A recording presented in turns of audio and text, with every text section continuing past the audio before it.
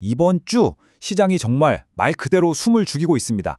한쪽에서는 엄청난 지정학적 충격이 꽝 터졌고 또 다른 한쪽에서는 시장이 운명을 가를 경제 지표 발표가 코앞에 다가왔거든요.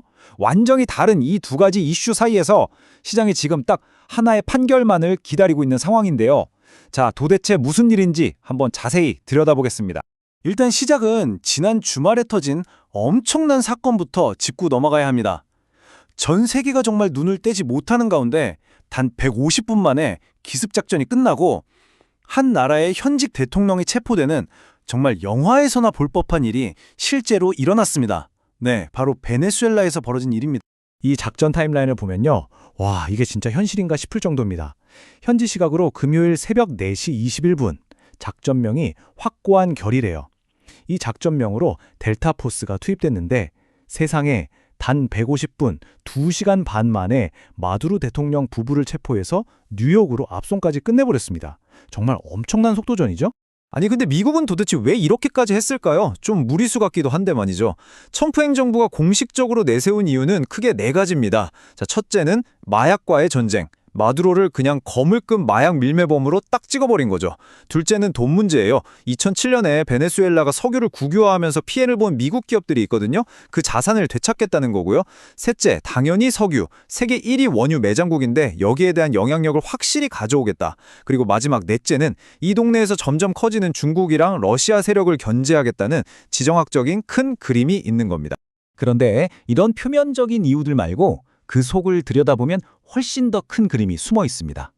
바로 먼로 독트린의 부활이라는 건데요. 이게 뭐냐면 거의 200년 된 미국의 외교 원칙인데 쉽게 말해서 아메리카 대륙은 우리 미국이 챙긴다. 다른 나라들은 간섭하지 마. 이겁니다. 그러니까 국제적인 룰이나 규범보다는 이 서반구에서 미국의 힘, 미국의 패권이 최우선이다. 라고 그냥 대놓고 선언해버린 거죠. 이건 진짜 미국 외교 정책에 있어서 엄청난 전환점이라고 볼 수 있습니다. 자, 보세요. 한 나라의 대통령이 체포되고 미국이 200년 된 외교 원칙까지 다시 꺼내들었어요. 이 정도면 세계적인 위기잖아요? 그럼 당연히 월스트리트가 발칵 뒤집히고 시장이 난리가 나야 정상이거든요. 그런데 이상합니다.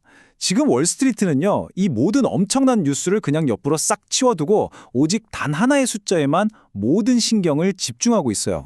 지금 시장 분위기가 얼마나 이상하냐면 완전히 두 동강이 나 있어요. 바로 지난 금요일장만 봐도요. 마이크론 같은 반도체 주식은 막 10% 넘게 폭등을 하는데 팔란티어 같은 소프트웨어 주식은 반대로 5% 넘게 곤두박질 쳤습니다. 이게 같은 시장에 맞나 싶을 정도로 완전히 딴 세상이 펼쳐지고 있는 거죠. 아니, 그럼 도대체 이 엄청난 지정학적 위기도 무시하게 만드는 월스트리트가 지금 목을 메고 있는 그게 대체 뭘까요? 바로 이겁니다. CPI, 소비자 물가지수죠. 뭐 다들 아시겠지만 우리가 맨날 말하는 그 인플레이션, 물가를 공식적으로 측정하는 가장 중요한 지표입니다. 그러니까 소비자들이 마트 가서 물건 사고 뭐 서비스 이용할 때 내는 돈이 평균적으로 얼마나 변했나, 이걸 보여주는 데이터라고 생각하시면 돼요.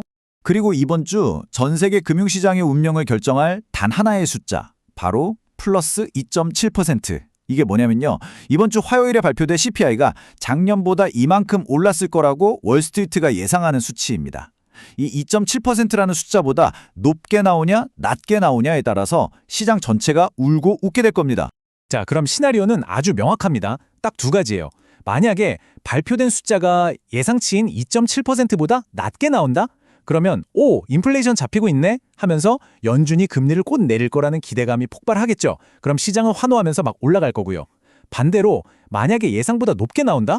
그러면 아이고 인플레이션 아직 안 끝났네? 하면서 금리 인하 기대감은 싹 사라지고 시장은 바로 얼어붙을 겁니다. 진짜 그야말로 뭐 아니면 도인 상황인 거죠. 자, 이렇게 한쪽엔 지정학적 폭탄, 다른 한쪽엔 경제 지표라는 폭탄이 있는 복잡한 상황에서 우리는 어떻게 해야 할까요? 지금부터 주간 투자 전략 한번 짜보겠습니다.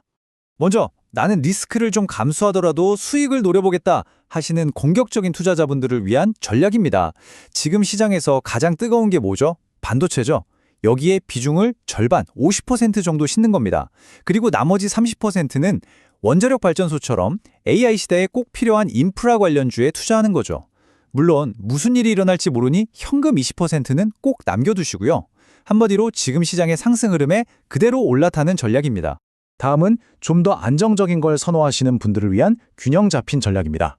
반도체 같은 성장주도 좋으니까 한 30% 정도는 담아가고요. 동시에 베네수엘라 사태 같은 지정학적 리스크를 방어하기 위해서 방산주나 조선주 같은 걸 20% 정도 섞어주는 겁니다. 일종의 보험이죠. 그리고 나머지 30%는 꾸준히 돈 들어오는 금융주나 배당주로 채워서 포트폴리오를 단단하게 만드는 겁니다. 마지막으로 나는 지금 돈 버는 것보다 잃지 않는 게 더 중요하다고 생각하시는 아주 방어적인 투자자분들을 위한 전략입니다. 이런 분들은 일단 고배당주 비중을 40%로 높여서 현금 흐름을 확보하고요. 또 든든한 대형 금융주를 30% 가져갑니다. 그리고 나머지 30%는 아예 주식시장에서 빼서 현금이나 단기 채권으로 꽉 쥐고 있는 거죠. 변동성을 최대한 피하는 철벽 수비 전략입니다. 자, 그런데 여러분이 이 세 가지 중에 어떤 전략을 선택하시든 이번 주만큼은 이건 꼭 지키셔야 합니다. 보편적인 리스크 관리 원칙이에요. 첫째, 아무리 좋아 보이는 주식이라도 한 종목에 내 전체 포트폴리오의 10% 이상은 절대 담지 마세요. 둘째, 모든 종목에 마이너스 7% 손절 라인을 기계적으로 걸어두세요. 미련 갖지 마시고요.